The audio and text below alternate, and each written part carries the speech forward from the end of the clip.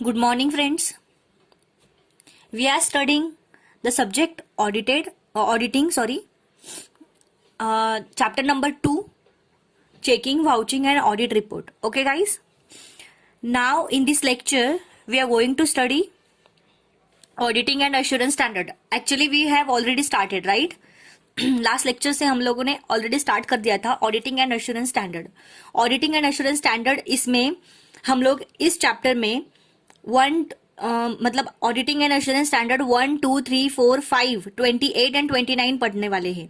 ठीक है, उसमें से हमने जो 1 है accounting and auditing and assurance standard का जो फर्स्ट पार्ट है, मतलब जो फर्स्ट सेक्शन है, वो हमने देख लिया था कि ये किससे रिलेटेड है. AAS 1 किससे रिलेटेड है? Basis principles governing audit.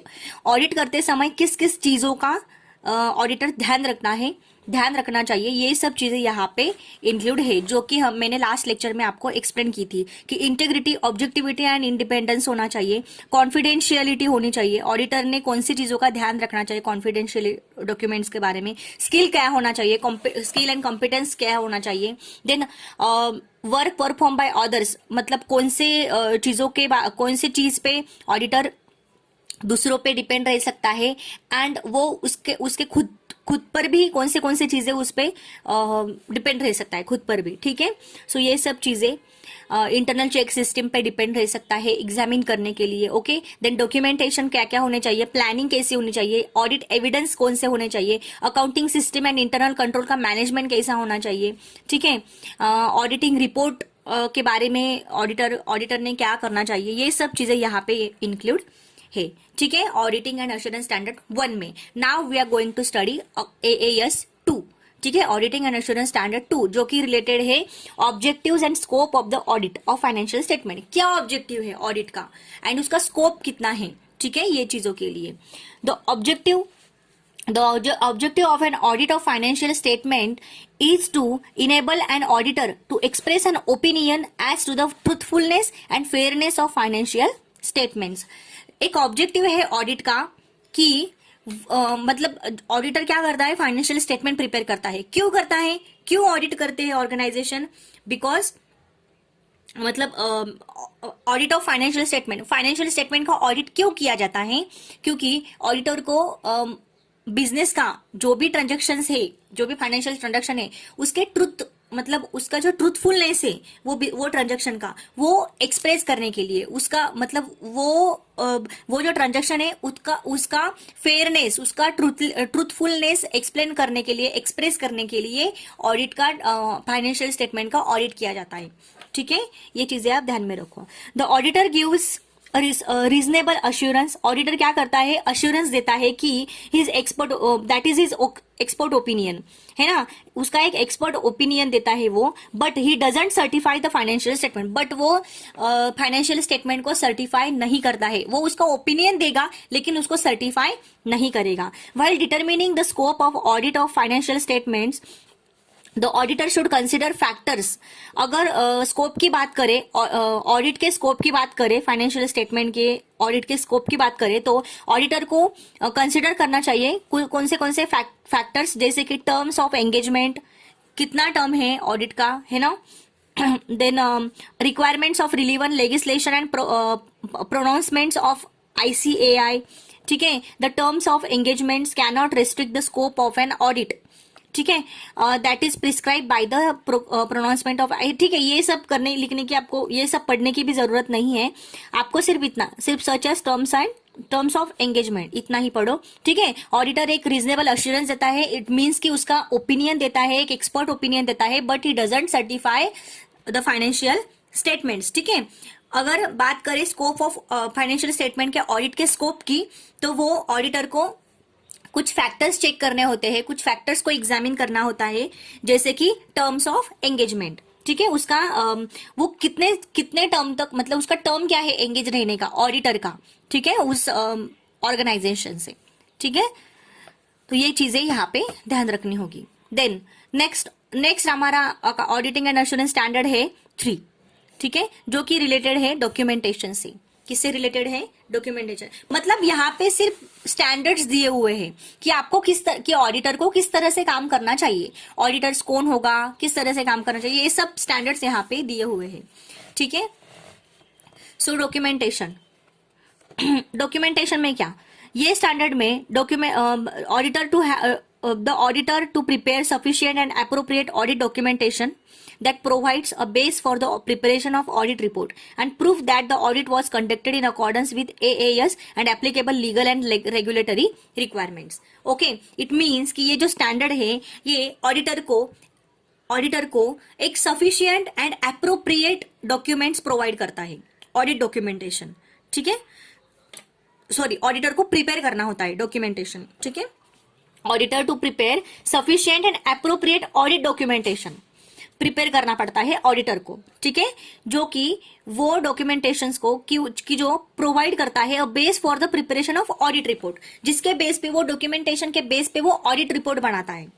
ठीक है, एंड देन वो ऑडिट रिपोर्ट बना के वो प्रूव करता है कि जो ऑडिट हुआ हमारे ऑर्गेनाइजेशन में एक पर्टिकुलर सब्जेक्ट पे, पर्टिकुलर ट्रांजैक्शन पे, वो जो ऑडिट वो कंडक्टेड हुआ अकॉर्डिंग टू AAS। ठीक है, according with accounting standard, auditing and assurance standard के बेस पे उसके अकॉर्डिंग ये ऑडिट कंडक्ट हुआ एंड इट इज करेक्टली, मतलब ये अप्रोप्रिएटली, मतलब करेक्टली ये कंडक्ट हुआ and applicable legal and regulatory requirements, और उसको लीगल एंड रेगुलेटरी रिक्वायरमेंट्स भी उसको एप्लीकेबल है। ठीक है, आई होप आपको समझ में आ गया होगा। Next, the audit documentation is a record of audit procedure. ये एक ऑडिट प्रोसीजर का रिकॉर्ड होता है audit documentation. Test perform information, ठीक है, जो कि टेस्ट परफॉर्म इंफॉर्मेशन होती है कि मतलब कोई भी ट्रांजेक्शन को अगर चेक किया ऑडिटर ने तो वो उस पे, मतलब वो चेक करने के बाद वो क्या करेगा, ऑब्जर्व करेगा ना, एंड देन उसका कंक्लूजन निकालेगा। So that is conclusion is like documentation, right, and conclusion reach है ना। तो टेस्ट परफॉर्म इंफॉर्मेशन एक टेस्ट परफॉर्म इंफॉर्मेशन होती है। ठीक है, एंड उसका कंक्लूजन उसमें वो डॉक्यूमेंटेशन के थ्रू उसका कंक्लूजन निकलता है। ठीक है, इट इंक्लूड्स वर्किंग पेपर्स, उसमें वर्किंग पेपर्स भी इंक्लूड होते हैं, ऑडिट प्रोग्राम्स भी इंक्लूड होते हैं, letter of confirmation, representation letters, photo copies of documents and schedule of work perform by the auditor. जो भी शेड्यूल होता है उसमें, जो कि ऑडिटर उस शेड्यूल में उसका काम करने वाला है, वो एक शेड्यूल भी ऑडिट डॉक्यूमेंट में आता है। Next, the nature of audit documentation should be such that an experienced auditor, ठीक है, the nature of audit documentation should be, audit documentation का जो nature है वो कैसा होना चाहिए, should be an experienced auditor के जरिए होना चाहिए। Having no connection with the audit, should be able to understand the nature, timing, extent and result of the audit procedures, the audit evidence obtained, conclusion reached on significant matters, etc. ठीक है, so ये सब चीजें यहाँ पे include होनी चाहिए।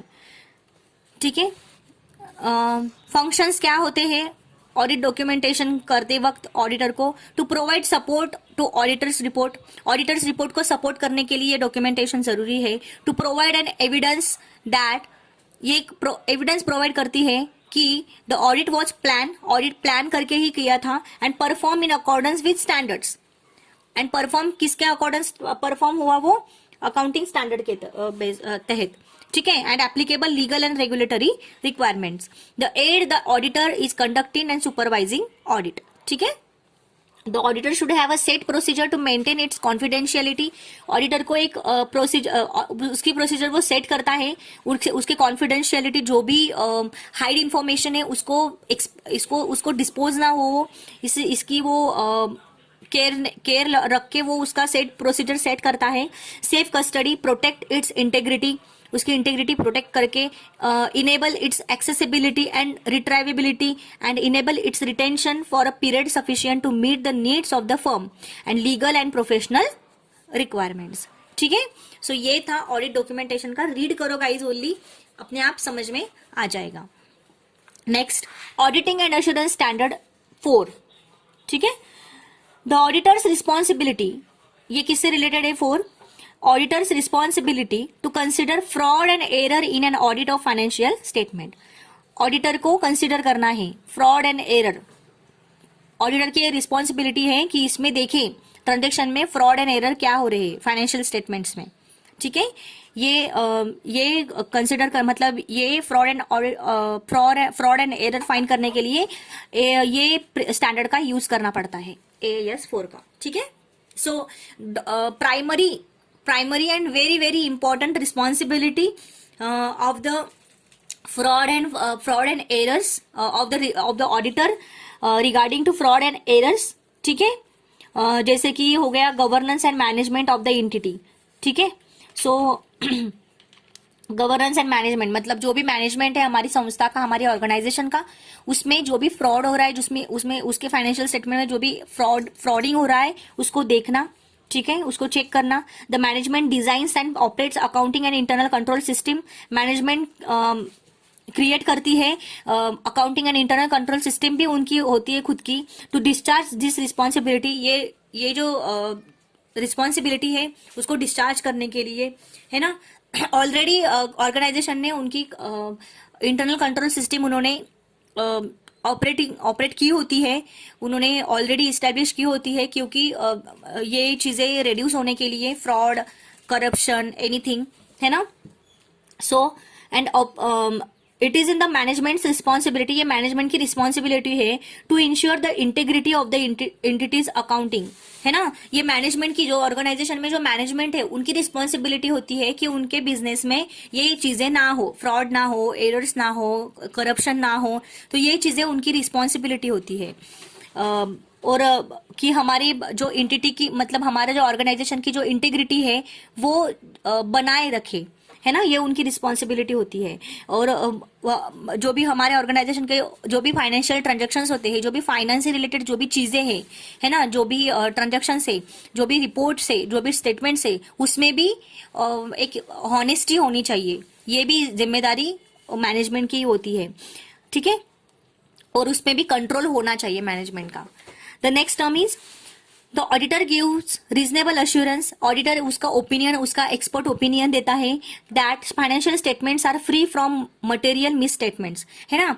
Auditor सब चीजें चेक करने के बाद, मतलब सबसे पहले मैंने बोला था आपको कि इंटरनल चेक सिस्टम होती है ना। सो इंटरनल चेक सिस्टम पहले, इंटरनल चेक सिस्टम जो ऑर्गेनाइजेशन को, जो मैनेजमेंट है वही इस्टेब्लिश करके, वो सिस्टम जो है वो खुद की होती है उनकी, और वही लोग ऑर्गेनाइजेशन की मतलब ऑडिट करते हैं, है ना। एक प्राइमरी ऑडिट जिसको हम बोल सकते हैं, वो उनका चेक करते हैं कि ये रिड्यूस करने के लिए, फ्रॉड, डिस्प्यूट्स जो भी है, करप्शन, वो सब देखने के लिए, ठीक है।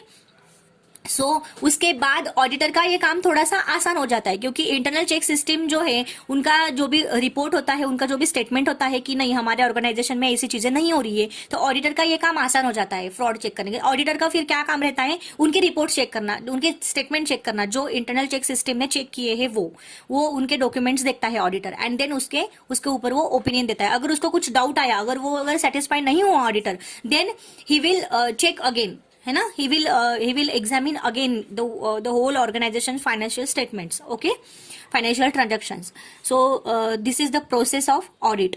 So auditor क्या करता है, ये सब चीजें देखने के बाद एक उसका अश्योरेंस देता है, कि उसका एक्सपर्ट ओपिनियन देता है रिगार्डिंग द फाइनेंशियल स्टेटमेंट्स, की उनके financial statements are free from material misstatement, जो भी फ्रॉड है उससे वो फ्री है। He doesn't give an absolute assurance, but वो एक उसका एब्सोल्यूट मतलब एक श्योरनेस कि उनके इसमें फ्रॉड है ही नहीं, ऐसा वो एब्सोल्यूट एश्योरेंस नहीं देता है, ठीक है। Due to certain inherent limitations, कुछ लिमिटेशंस के कारण, even with the best audit plan and procedures, even अगर मतलब इवन पूरा बेस्ट अगर भी ऑडिट हुआ, तभी भी वो पूरा का पूरा मतलब एब्सोल्यूट उसका ओपिनियन नहीं दे सकता है, ठीक है। उसका एक एब्सोल्यूट अश्योरेंस नहीं दे सकता है फ्रॉड के बारे में। The auditor may not be able to detect error and fraud if this are caused by collusion of employees और मैनेजमेंट। जो भी एम्प्लॉय और मैनेजमेंट में जो भी फ्रॉड एरर जो भी किया है उसको वो पूरा का पूरा डिटेक्ट नहीं कर सकता है, कितना भी जोर लगा ले, कितना भी बेस्ट कम बेस्ट उसका ऑडिट हो जाए, तभी भी वो पूरा का पूरा एश्योरेंस नहीं दे सकता, और उसको वो कंट्रोल भी नहीं, मतलब पूरा का पूरा कंट्रोल 100% नहीं होता है। ठीक है, so hence the auditor should consider the risk of material misstatements. तो ऑडिटर को रिस्क ऑफ मटेरियल स्टेटमेंट्स को यूज करना कंसिडर करना होता है resulting from fraud and error during all the stages of the audit process. So ये चीज ध्यान में रखो, risk of material misstatement का यूज करना पड़ता है, वो कंसिडर करता है। ठीक है, रिस्क लेता है वो मटेरियल मिस स्टेटमेंट्स का। ठीक है, फ्रॉड एंड एरर को रिड्यूस करने के लिए। देन यही ऑडिटिंग, इसको एसए 240 भी बोलते हैं। ठीक है, एसओ 240। सो ये चीज का एसओ 240 डिफाइंस करता है एरर, जैसे कि एन अनइंटेंशनल मिसस्टेटमेंट। अनइंटेंशनल मतलब कुछ इसका कोई इंटेंशनल नहीं था, कुछ फ्रॉड हुआ है, मतलब कुछ एरर हो गया है ना। 1000 रुपए लिखने थे, गलती से 1 0 ज्यादा बढ़ गया, सो 10,000 हो गए। तो ये क्या हो गया, एक एरर हो गया। एरर मीन्स अनइंटेंशनल, उसका कुछ इंटेंशनल नहीं था, वो मतलब वो गड़बड़ी में हो गया है, उसका कुछ मेन पर्पज नहीं था। ठीक है, in financial statements including omission of an amount or disclosure. Fraud refers to intentional misstatements. और एरर क्या है, अनइंटेंशनल मिसस्टेटमेंट, और फ्रॉड क्या है, इंटेंशनल मिसस्टेटमेंट। फ्रॉड मतलब आपने खुद से किया, आपने पर्पज जो भी, you have done this by purpose only, है ना। सो आपका कुछ उसमें हेतु था, आपका कुछ उसमें उद्देश्य, उसमें कुछ आपका कुछ बुरा कुछ ऑब्जेक्टिव था, तो ये इट इज कॉल्ड फ्रॉड। आपने जानबूझ के किया ये, है ना। So it is called fraud, और आपने जो गलती से हो गया है वो error. Okay, so it involves misappropriation of assets called as employee fraud. Misappropriation of assets, misappropriation of assets को क्या बोलते हैं, एम्प्लॉय का fraud. And manipulation of accounts referred as management fraud. और manipulation of accounts का manipulation करना, it is called management fraud. ये चीज आप ध्यान में रखो गाइस, बहुत इंटरेस्टिंग है। ठीक है, next, to help the auditor, ये जो स्टैंडर्ड है ये क्या करता है, ऑडिटर को हेल्प करता है इन फ्रॉड रिस्क असेसमेंट। जो भी फ्रॉड है उसको असेसमेंट करने के लिए ऑडिटर को ये हेल्प करता है ये standard. SA 240 has provided, SA 240 जो है मतलब यही प्रोवाइड करता है an extensive list of fraud risk factors. Fraud risk factor के एक्सटेंसिव लिस्ट वो प्रोवाइड करता है, which may be consider in making assessments, जो कि असेसमेंट में उसको यूज आता है ऑडिटर को। It requires the auditor to respond appropriately to fraud risk factors. It requires, और ये रिक्वायर होता है कि ऑडिटर ने रिस्पॉन्ड करना चाहिए अप्रोप्रिएटली फ्रॉड रिस्क फैक्टर्स को they have identified and document. ठीक है, तो ये चीजें, ये जो फैक्टर्स होते हैं ये क्या करेंगे, फ्रॉड का आइडेंटिफाई करेंगे और उसका डॉक्यूमेंट प्रिपेयर करेंगे। ओके गाइस, उसमें आता है the specific risk factor identified, the response of the auditor to those factors, है ना। सो आइडेंटिफाइड होते हैं कुछ रिस्क फैक्टर्स, एंड दूसरा होता है ऑडिटर को रिस्पॉन्स करना पड़ता है उन फैक्टर्स को। ओके, सो ये सब चीजें कि फॉर एग्जांपल जैसे कि देखो कोई फ्रॉड आ गया उसमें, तो जो कोई मतलब कोई एक सिस्टम होगी तो उसको ऑडिटर को उसको रिस्पॉन्स करना पड़ेगा। ओके, सो अवर तो ये था हमारा AES 4 auditing and assurance standard 4। It is also called SA 240। ठीक है, so next auditing and assurance standard 5, हम लोग 5 देखेंगे नाउ। SA 500, ठीक है, उसको SA 500 बोलते हैं। उसको वो किससे रिलेटेड है, ऑडिट एविडेंस के लिए। एविडेंस क्या होता है पता है ना हमें, ऑडिट रिपोर्ट, है ना। ऑडिट रिपोर्ट, ऑडिट सर्टिफिकेट, ये एविडेंस होता है ऑडिट का। सो SA 500 states the auditor should obtain sufficient appropriate evidence through performance of compliance and substantive procedure to enable him to draw reasonable conclusions on which the base is opinion on financial statements, right, है ना। कि क्या बोला है उन्होंने कि auditor ने sufficient एक मतलब उसका एक ऑडिटर ने एक सफिशिएंट एविडेंस देना चाहिए उसके परफॉर्मेंस से कि उसने क्या क्या चेक किया, उसने कौन सी प्रोसीजर के लिए उसने कौन सी प्रोसीजर्स अप्लाई की, है ना। सो ये सब चीजें एक कंक्लूजन पे आता है ऑडिटर, एंड वो कंक्लूजन के ऊपर वो उसका एक्सपर्ट ओपिनियन उसका देता है, ठीक है। तो फाइनेंशियल स्टेटमेंट के ऊपर ये ऑडिट रिपोर्ट से ही ऑडिट मतलब वो उसका एक ओपिनियन का लेटर बना, ओपिनियन बताता है वो, it is a evidence of audit, ठीक है। So SA 500 issued by the SA 500 कौन देता है, ICAI institute of chartered accounting of in India, deals with the basic principles relating to audit evidences. ये डील्स करता है, मतलब मैंने बोला ना आपको कि SA 500 हेल्प करता है, ये रिलेटेड है, ऑडिट एविडेंस से रिलेटेड है, ठीक है। सो ये स्टैंडर्ड इस पे यूज किया जाता है।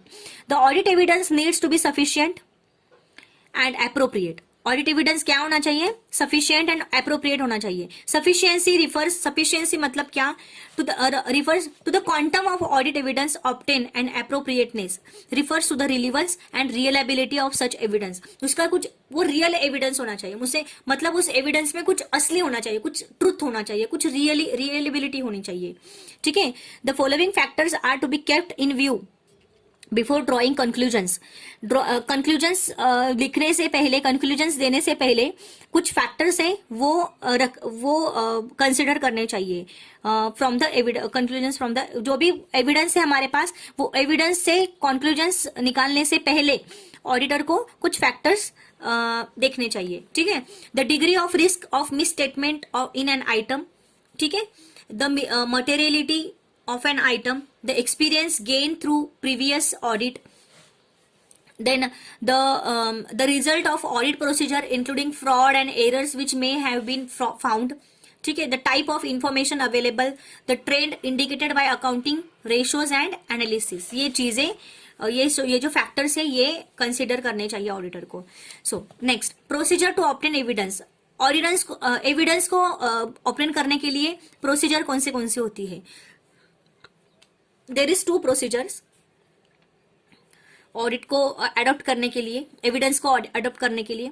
Compliance procedure, so what is mean by compliance procedure, it is a test the reliability of the internal control system, ठीक है। इंटरनल कंट्रोल सिस्टम के जरिए ये एक टेस्ट किया जाता है, ठीक है। इसमें क्या क्या इंक्लूड है, the existence of internal control system है क्या, the effectiveness of the system की सिस्टम की इफेक्टिवनेस कितनी है ना। Then the internal control system has continuously operated effectively throughout the period under audit. Audit के अंदर उन्होंने वो जो इंटरनल कंट्रोल सिस्टम है उन्होंने कंटिन्यूअसली उनका मतलब उनका काम चल रहा था, जो भी फंक्शन है उनके चल रहे थे ऑडिट के अंडर, मतलब ऑडिट के पीरियड में, है ना। सो ये है कंप्लायंस प्रोसीजर, ये इंटरनल कंट्रोल सिस्टम के ऊपर इसका एविडेंस दिया जाता है, ठीक है। Then substantive procedure. Compliance procedure substantiate the efficiency of internal control system, whereas the substantive procedures are designed to obtain audit evidence as to the completeness, accuracy and validity of data produced by the accounting system. These tests seek to obtain answers for the following. ये जो test की जाती है ये answers होते हैं नीचे दिए गए हुए इंफॉर्मेशन की, ये इंफॉर्मेशन की ये सब्सटेंसिव प्रोसीजर या आंसर्स होते हैं। एंड कंप्लायंस प्रोसीजर में इंटरनल कंट्रोल सिस्टम कौन से काम किए हैं उसका ये इंफॉर्मेशन होती है, ठीक है। तो कौन से इसके answer, existence, asset and liability कौन से अभी एग्जिस्ट है, ये चीजें यहाँ पे है। Right and obligations, that the enterprises has the right over the assets और the obligation over the liability, ये चीजों के ये आंसर्स होता है। Occurrence, that transaction happen during the period, कौन से ट्रांजेक्शन हुए हैं ये पीरियड में, ठीक है। Completeness, that all transactions, assets, liabilities find place in financial statements without omission, ठीक है। Valuation, the monetary values attach to assets और liabilities are correct and fair, ये चीजों के लिए। Measurement, that the transaction is recorded at the proper amount and revenue or expenses is allocated to the proper period. Presentation and disclosure, an item is disclosed, classified and described in accordance with recognized accounting policies and practices and relevant statutory requirements if any. तो ये सब चीजें हैं उसमें कहाँ पे सब्सटेंशिव procedure के अंदर में ये सब चीजें जो भी मैंने पॉइंट्स बोले वो पॉइंट्स के ये आंसर्स होते हैं, ठीक है। देन रियलेबिलिटी ऑफ ऑडिट एविडेंस क्या होता है, ये एविडेंस जो होता है ये एविडेंस डिपेंड्स होता है on it's source, nature and the circumstances in which is obtain, जो कि एडॉप्ट की होती है ऑडिटर ने। For example evidence obtain bye the auditor himself through physical examination, observation, inspection and mathematical computation is more reliable.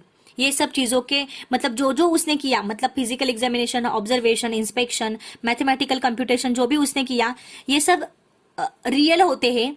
And ये सब activities के बाद जो वो एविडेंस एडॉप्ट करता है वो एविडेंस उसमें इंक्लूड है रियलिबिलिटी ऑफ ऑडिट एविडेंस में, ठीक है। देन एक्सटर्नल एविडेंस कैसे वो ऑब्टेन करता है auditor, directly from independent sources is usually more reliable then internal evidence. Internal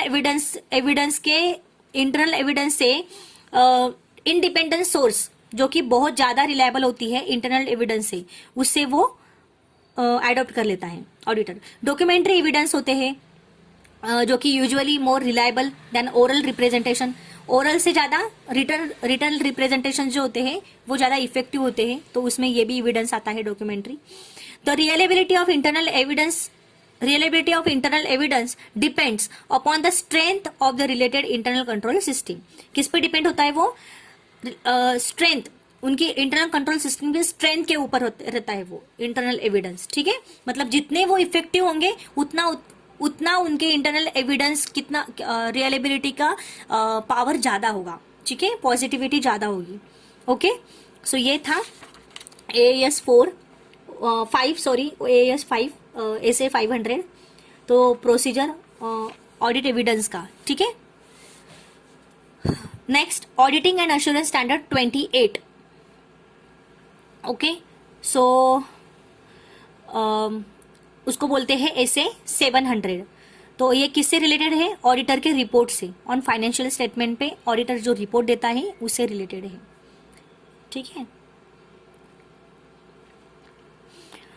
the purpose of SA 700 is to establish standard on the form and content of the auditor's report, ठीक है। Form and content, auditor के report में जो भी content है वो prepare करने के लिए ये स्टैंडर्ड को इस्टेब्लिश किया गया, ठीक है, ऑडिटर रिपोर्ट में। ओके, ऑडिटर रिपोर्ट्स प्रिपेयर करने के लिए ये स्टैंडर्ड का यूज किया जाता है।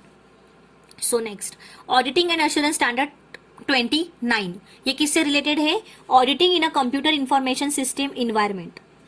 किस पे ऑडिटिंग करना है, ऑडिटिंग किस में करना है, कंप्यूटर इंफॉर्मेशन सिस्टम में, environment, computer information system environment.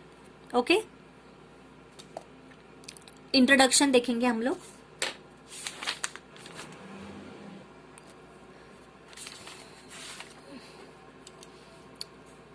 Auditors responsibility to consider,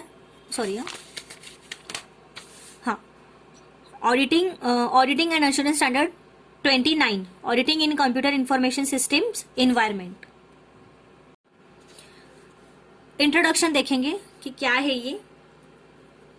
the purpose of this AAS, ये accounting auditing and assurance standard का पर्पज है, is to establish standards and procedures to be followed when an audit is conducted in a computer information system. जब audit कैसे conduct होता है, computer information system के जरिए जो भी इंफॉर्मेशन आती है वो इंफॉर्मेशन के जरिए ऑडिट कंडक्ट होता है, तो उस टाइम पे ये स्टैंडर्ड अप्लाई होता है। ओके, तो overall objective and scope of an audit does not change in a CIS environment. Okay, however the use of computer changes the processing, storage, retrieval and communication of financial information and may affect the accounting and internal control system employed by the entity. Accordingly a CIS environment may affect. ठीक है, तो मतलब कि overall objective and scope जो है audit का, तो ये चेंज नहीं होता है। मतलब ऑडिट का जो ऑब्जेक्टिव एंड चेंज जो ये ऑडिट का ऑब्जेक्टिव एंड स्कोप जो होता है वो CIS इन्वायरमेंट में, मतलब कंप्यूटर इंफॉर्मेशन सिस्टम में वो चेंज नहीं होता है। ओके। सो वो उसका जो ऑब्जेक्टिव होता है वो मतलब जो है सस्टेनेबल रहता है। And the use of computer changes, मतलब जो कंप्यूटर का आप यूज कर रहे हो फाइनेंशियल ट्रांजेक्शन्स में, तो उसमें processing, storage and retrieval and communication of financial information, जिसका अफेक्ट क्या होता है accounting and internal control system employed by the entity. तो वो ये चीजों पे ये काम करते हैं इंटरनल कंट्रोल सिस्टम, है ना। तो अकॉर्डिंगली द सीआईएस इन्वायरमेंट में अफेक्ट, सीआईएस इन्वायरमेंट क्या अफेक्ट करता है, the procedures followed by the auditor, जो भी ऑडिटर प्रोसीजर फॉलो करता है in obtaining a sufficient understanding of the accounting and internal control system, जो भी internal control system and accounting and internal control system के understanding पे जो भी इंफॉर्मेशन, सफिशिएंट इंफॉर्मेशन ऑडिटर को मिली है उस पे वो ये प्रोसीजर फॉलो करता है सीआईएस की, है ना। Then the auditor evaluation of inherent risk and control risk, auditor evaluation करता है रिस्क एंड कंट्रोल की, okay, through which the auditor's assess the audit risk. कौन से ऑडिटर किससे वो इवेल्युएशन करता है, ऑडिट रिस्क से, ठीक है, असेस करता है ऑडिट रिस्क के। The auditors design the and performances of test of control and substantive procedures appropriate to meet the audit objective। Audit objective को ऑडिट के ऑब्जेक्टिव को इफेक्टिव बनाने के लिए, मतलब ऑडिट का जो ऑब्जेक्टिव है उसको पूरा करने के लिए ऑडिटर का टेस्ट ऑफ कंट्रोल का परफॉर्मेंस होता है, मतलब वो अच्छे से करता है, उस पर परफॉर्मेंस देता है। देन उसके प्रोसीजर्स है वो एप्रोप्रिएटली वो फॉलो करता है, okay. Next, the auditor should consider the effect of CIS, auditor को कंसिडर करना चाहिए कि सीआईएस इन्वायरमेंट का इफेक्ट क्या होता है ऑडिट पे। Then auditor should evaluate inter alia the following factors to determine the effect of CIS environment on audit. The extent to which CIS environment is used to record, compile and analyse accounting information, the system of internal control in existence in the entity with regard to internal control system existence होती है entity organization में, किससे related, flow of authorized, correct and complete data to the processing center, processing analysis and reporting task undertaken in the installation, the impact of computer based accounting system on the audit trail that could otherwise be expected to exist in an entirely manual system. मतलब जो भी internal control system, जो भी computerise system है, computerise system पे हम लोग audit कैसे कर सकते हैं, ऑडिटर कैसे ऑडिट करता है, ये सब चीजें ये AAS 29 में दी हुई है, ठीक है। आप रीड करो अच्छे से, आपको पता चलेगा, ठीक है। जो भी मतलब ऑडिट जो भी रिस्क है, कंट्रोल रिस्क है, इनहेरेंट रिस्क है, तो वो रिस्क पे वो ऑडिटर असेसमेंट करता है, उस पे इवेल्युएशन करता है। देन उसका जो टेस्ट ऑफ कंट्रोल है उस पे वो परफॉर्मेंस देता है, उस पे वो वर्क करता है, ठीक है, उसका परफॉर्मेंस क्रिएट करता है। एंड क्योंकि ऑडिट ऑब्जेक्टिव कंप्लीट करने के लिए, है ना। देन सीआईएस इन्वायरमेंट पे, मतलब जो भी कंप्यूटर इंफॉर्मेशन सिस्टम है उस पे वो किस तरह से काम करेगा, ये वो ऑडिटर ने कंसिडर करना चाहिए कि उसको ऑडिट पे कितना इफेक्ट होगा ये सीआईएस इन्वायरमेंट का, ओके। देन ऑडिटर ने इवेल्युएट करना चाहिए जो भी फैक्टर्स है सीआईएस से रिलेटेड, जैसे कि उसमें कंप्यूटर में रिकॉर्ड किए गए हुए कंप्यूटर में जो भी ट्रांजैक्शंस रिकॉर्ड किए हुए हैं उनको चेक करना, कंपाइल करना, एनालिस करना, है ना, जो भी अकाउंटिंग इन्फॉर्मेशन है उसको। Then system of internal control is in existence, मतलब जो भी इंटरनल कंट्रोल है, इंटरनल कंट्रोल सिस्टम है ऑर्गेनाइजेशन में एग्जिस्टेंस में अभी जो है ना, तो उस पे उसको कंसिडर करना है। जो भी इंटरनल कंट्रोल सिस्टम है ऑर्गेनाइजेशन में जो कि रिलेटेड है, मतलब वो उस पे वो क्या क्या काम करती है, फ्लो ऑफ ऑथराइज होती है, ऑथोराइज है क्या। Then correct and complete data to the processing centre, है ना, प्रोसेसिंग सेंटर में वो कंप्लीट डेटा करेक्ट, वो भी करेक्ट डेटा दे रही है क्या, वो देखना। Then processing, analysis and reporting task undertaken in the installation के लिए लेना, मतलब ये इंस्टॉलेशन के लिए एडॉप्ट करना जो भी डेटा है। देन इम्पैक्ट क्या होता है कंप्यूटर बेस्ड अकाउंटिंग सिस्टम का ऑडिट पे, कि मतलब जो भी इम्पैक्ट होता है उस जो भी इम्पैक्ट होगा वो ऑडिटर कंक्लूजन में या फिर ऑडिटर के रिपोर्ट में आएगा वो, and otherwise expected to exist an entirely manual system. मतलब अगर इम्पैक्ट होता है तो मतलब जो भी पॉजिटिव रिस्पॉन्स आता है तो ठीक, वरना ऑडिटर मैनुअल सिस्टम से ही उसका ऑडिट करेगा। ठीक है। Skill and competence, skill and competence, the auditor should have sufficient knowledge. देखो, इंटरनल कंप्यूटर इंफॉर्मेशन सिस्टम्स के जरिए अगर ऑडिटर ऑडिट कर रहा है तो उसके पास तो स्किल होना चाहिए, राइट। जो भी टेक्निकल स्किल है, जो भी जो टेक्निकल बोल सकते हैं, मतलब जो उसको एक्सपीरियंस होना चाहिए, कौन से स्किल होने चाहिए ये ऑडिट करने के लिए, ये हम देखेंगे। So auditor should have sufficient knowledge of the computer information system to plan, direct, supervise, control and review the work perform. जो भी वर्क परफॉर्म हो रहा है जो कंप्यूटर में है ना, उसको नॉलेज होना चाहिए, कंप्यूटर इंफॉर्मेशन सिस्टम का सफिशिएंट नॉलेज होना चाहिए प्लान करने का, है ना। जो भी कंप्यूटर इंफॉर्मेशन सिस्टम का plan, direct, supervise, control and review the work perform. Okay, the sufficiency of knowledge would depend, वो जो नॉलेज है वो किस पे डिपेंड होती है, nature and extent of the CIS environment. जो भी CIS इन्वायरमेंट है उसको, उसका जो नेचर है वो एंड उसका एक्सटेंट, मतलब जो भी टेक्नोलॉजी है उसके ऊपर वो डिपेंड करता है। The auditor should consider whether any specialise CIS skills are needed. Auditor को कंसिडर करना चाहिए कि कोई CIS स्किल जरूरी है क्या होना, है ना, in the conduct of the audit. जो भी हम ऑडिट कंडक्ट करने वाले हैं वो ऑडिट कंडक्टिंग के पीरियड में वो ऑडिट कंडक्ट करने के लिए कुछ स्पेशल स्किल होना चाहिए क्या CIS से रिलेटेड। ओके, स्पेशलाइज स्किल में भी तो वो स्पेशलाइज स्किल कौन सी होती है, तो वो भी वो नीडेड में भी नीडेड जो भी हो सकती है वो कौन सी है। Often sufficient understanding of the effect of the CIS environment. CIS environment का इफेक्ट का जो सफिशिएंट अंडरस्टैंडिंग होना चाहिए, उसका इफेक्ट क्या होता है accounting and internal control system पे, है ना। CIS इन्वायरमेंट का इफेक्ट हमारे इंटरनल कंट्रोल सिस्टम पे कैसे होता है, ये नॉलेज होनी चाहिए ऑडिटर को। Then determine the effect of CIS environment as the assessment of overall audit risk and of risk at the account balance and class of transaction level. ठीक है, सो ये चीजें। Then design and perform appropriate test of control. Design and perform appropriate test of control and substantive procedure. जो भी test of control आप कर रहे हो, कुछ परफॉर्म कर रहे हो, उस पर वर्क कर रहे हो, उसकी स्किल होनी चाहिए एंड सब्सटेंशिव प्रोसीजर की भी होनी चाहिए। ठीक है, सो ये सब चीजों को डिजाइन करना होगा। Then if specialise skill are needed, अगर स्पेशलाइज स्किल जरूरी है the auditor would seek the assistance of an expert processing such skills. So auditor को वो सीख लेना चाहिए, मतलब ऑडिटर ने उसको इम्प्लीमेंट करना चाहिए या फिर उसने लर्न कर लेना चाहिए।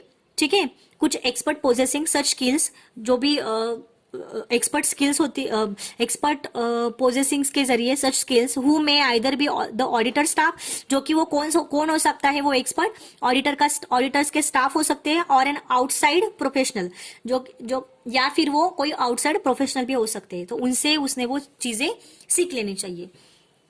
Next, if the use of such a professional is plan, अगर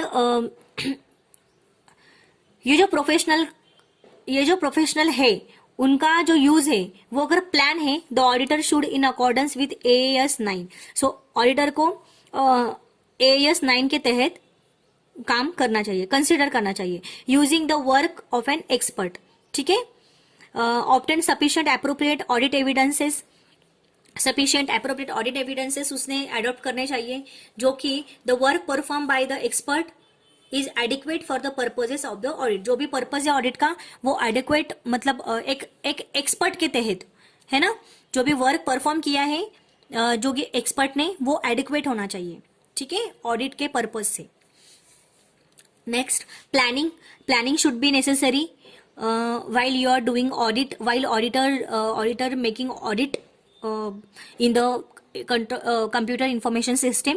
ओके, प्लानिंग क्या होनी चाहिए, in accordance with the AAS 6 revised, है ना, risk assessment and internal control जो कि इससे रिलेटेड है 6, AS auditing and assurance standard 6 जो कि रिलेटेड है risk assessment and internal control, इससे रिलेटेड है। इसके according the auditor should obtain an understanding of the accounting and internal control system sufficient to plan the audit and determine the nature, timing and extent of the audit procedures. ठीक है, ये सब चीजें auditor ने plan कर लेनी चाहिए। ठीक है, plan sufficient internal control system को अंडरस्टैंड करते हुए ऑडिटर ने उस प्लान करना चाहिए ऑडिट का। देन उसका नेचर डिसाइड करना चाहिए कि कौन से नेचर में हम लोग ऑडिट करने वाले हैं, है ना। टाइमिंग का क्या होना चाहिए, extent of an auditor's procedure, audit procedures की एक्सटेंट क्या होगी, ये भी डिसाइड करना चाहिए। Such an understanding would help, मतलब ये अंडरस्टैंडिंग क्या हेल्प करेगी हमें, ऑडिटर को क्या हेल्प करेगी, to develop an effective audit approach, मतलब एक इफेक्टिव ऑडिट करने में ये हेल्प करेगी प्लानिंग। ठीक है, in planning the portions of the audit which may be affected by the CIS environment, ये CIS इन्वायरमेंट को भी अफेक्ट करती है, जो कि प्लानिंग जो है वो। ठीक है, the auditor should obtain an understanding of the significance and complexity of the CIS activities and the availability of the data for the use in the audit. मतलब कि ऑडिटर ने अंडरस्टैंडिंग, मतलब ऑडिटर ने क्या क्या इंपॉर्टेंस है, क्या क्या कॉम्प्लेक्सिटी है CIS एक्टिविटीज करते समय, कंप्यूटर इंफॉर्मेशन सिस्टम के अंदर ऑडिट करते समय, ये सब चीजें उसने अडॉप्ट कर लेनी चाहिए।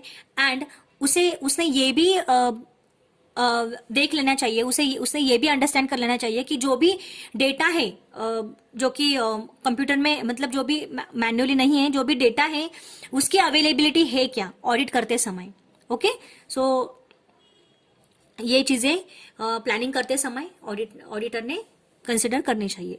When the CIS are significant, अगर CIS इंपॉर्टेंट है, the auditor should also obtain an understanding of the CIS environment. अगर CIS इंपॉर्टेंट है, कंप्यूटर इंफॉर्मेशन सिस्टम इंपॉर्टेंट है, देन ऑडिटर ने CIS इन्वायरमेंट को समझना जरूरी है। Whether it may influence the assessment of inherent control risk. ठीक है, then while evaluating the reliability of accounting and internal control system, the auditor would consider whether the systems, ठीक है, जब वो रियलाइबिलिटी करेगा अकाउंटिंग एंड इंटरनल सिस्टम की, ठीक है, इवेल्युएट करेगा रियलाइबिलिटी को, accounting and internal control system को, सो ऑडिटर को ये चीजें ध्यान में रखनी चाहिए। कौन सी चीजें इंश्योर करना चाहिए कि जो ऑडिट हो रहा है, जो भी इंटरनल कंट्रोल सिस्टम है वो ऑथोराइज है, करेक्ट है, कंप्लीट डेटा अवेलेबल कर रही है प्रोसेसिंग के टाइम पे। Then provide for timely detection and correction of errors, provide कर रही है हमें। ओके, इंश्योर कर रही है कि इंश्योर करेगा ऑडिटर की in case of interruption in the working of the CIS environment, कुछ भी इंटरप्शन हुआ due to power, mechanical and और प्रोसेसिंग फेल्यूर्स के कारण, the system restart without distorting the completion of entries of on records. Okay, next, कुछ entries को बिना restore करके वो उसका जो भी प्रॉब्लम हो वो सॉल्व करेगी। ठीक है, रिस्टार्ट करेगी वो सिस्टम्स को। देन इंश्योर करेगा कि एक्यूरेसी है आउटपुट में। देन इंटरनल कंट्रोल, ये सब चीजें एडिक्वेट डेटा सिक्योरिटी प्रोवाइड करेगा against fire and other calamities, wrong processing, frauds etcetera, ये सब चीजें उसमें इंक्लूड है। ऑडिट कंसिडर करेगा ये सब चीजों को। Then internal control system prevent कर रही है unauthorised amendments to the programs. Okay, then provide कर रही है for safe custody of source code of application, software and data files, ये सब चीजें ऑडिटर कंसिडर करेगा regarding to the reliability, evaluating the reliability of accounting and internal control system को। Assessment of risk का assessment करना, जो भी risk है, inherent and control risk for material financial statements and assertions, है ना, according to the AS 6 risk assessment and internal control system के standard को यूज करते हुए ये चीजें, ये स्टैंडर्ड को AS 6 को यूज करते हुए ऑडिटर ये असेसमेंट करेगा रिस्क का। ठीक है, देन इनहेरेंट रिस्क में result from deficiencies in the pervasive CIS activities such as program development and maintenance, ये सब चीजें system software support operations physical CIS security control over access to special privilege utility programs. These deficiencies would tend to have an impact on all application systems that are processed on the computer. Then the risk may increase the potential for errors and frauds in specific applications, database or master files, or in specific processing activities. Next, अगर new CIS technologies emerge of data processing, the complexity increases and risk also increases. The auditor needs to update himself. Auditor को उसको खुद को ही वो सब चीजें update करनी होती है, ठीक है। अगर कोई न्यू टेक्नोलॉजी आती है CIS में डेटा प्रोसेसिंग के बारे में, कुछ रिस्क उसमें इंक्रीज हुई है तो, ठीक है। देन ऑडिट प्रोसीजर्स में ये सब चीजें आती है, कौन से हमने देखा कि ऑडिटर इंश्योर करेगा डेटा सब कुछ करेक्ट है या कंप्लीट है क्या, ये सब चीजें देखेगा। देन क्रॉस वेरीफाई करेगा जो भी रिकॉर्ड कंसिडरेशन स्टेटमेंट से, कंट्रोल सिस्टम से, प्राइमरी एंड सब्सिडरी लेजर्स में, है ना। सो ये सब चीजों को वो देखेगा, उसको एग्जामिन करेगा, ओके। वेरिफिकेशन क्रॉस वेरीफाई करेगा, देन डॉक्यूमेंटेशन करेगा, ओके। सो डॉक्यूमेंटेशन कौन से हमने देखा, ओके। तो ये सब चीजें ऑडिटर देखेगा। सो ये था हमारा auditing and assurance standard 29, okay guys. देन ये सब फॉर्मेट्स दिए हुए हैं कि ऑडिट रिपोर्ट का कैसा फॉर्मेट होता है ना। कि illustrated of audit report issued under the companies act 1956, ठीक है। ये सब रिपोर्ट्स है ऑडिटर के, आप देख लेना कौन से अगर डाउट का रिपोर्ट है तो कंसर्न डाउट है तो ये रिपोर्ट देगा, कुछ अनसर्टेनिटी है, सिग्निफिकेंट अनसर्टेनिटी है तो ये रिपोर्ट देगा, स्कोप रिस्ट्रिक्शन है तो ये रिपोर्ट देगा auditor, okay. Disagreement with management के इसमें डिसएग्रीमेंट है, मतलब एग्री नहीं है ऑडिटर, ओके, तो ये उस टाइम पे ये रिपोर्ट देगा ऑडिटर। लिमिटेशन ऑफ स्कोप होगा तो ये रिपोर्ट देगा, और देन एडवर्स रिपोर्ट होगा तो ये रिपोर्ट देगा, ठीक है गाइज। तो आप ये फॉर्मेट देख लेना, रीड कर लेना बहुत अच्छे से, ये चैप्टर को पढ़ना, ठीक है। इस तरह से हमारा ये चैप्टर खत्म होता है, ठीक है। नेक्स्ट लेक्चर में हम लोग नेक्स्ट चैप्टर को देखेंगे, ठीक है guys. Thank you so much. Read करो केयरफुली, अंडरस्टैंड करो, ठीक है। कुछ समझ में ना आए तो मेरी वीडियोस दोबारा देखो, ओके, ठीक है। Thank you so much guys, keep learning, thank you so much, bye bye.